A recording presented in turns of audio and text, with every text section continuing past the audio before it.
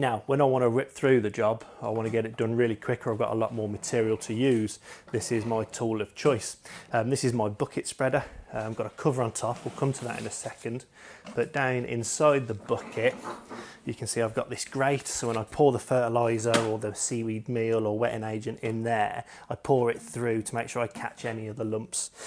Huge hopper in there, I can easily fit 20 kilos of product in there, which will allow me to do kind of, depending on the application rate, I'm going for 500-600 square meters sometimes. And you can see this one is geared as the wheels move, the turntable underneath moves, and this is a really wide, broad cast. Nice pneumatic wheels, goes over all terrain, and it's just a brilliant way to spread a lot of product over a big bit of area. You'll also notice it's got a similar feature on here where we've got a sliding gate.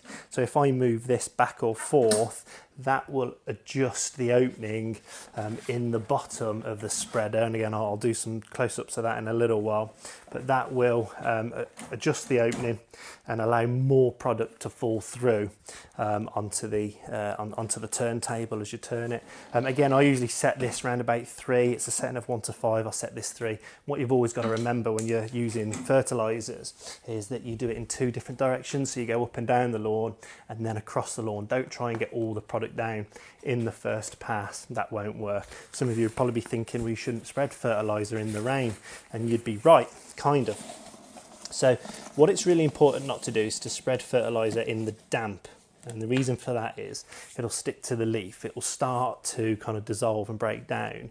And if you don't continue to water that product in, then you can get some scorching and burn.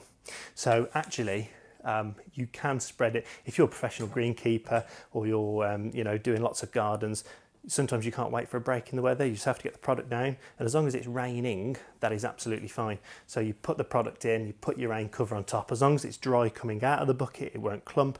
Once it hits the ground, as long as it continues to rain and washes that product in, there is no problem with that. What I would say is, if you're doing this at home, just wait for a break in the weather and do it when the grass is dry, and then water it in after a couple of days if it hasn't had time to rain on it.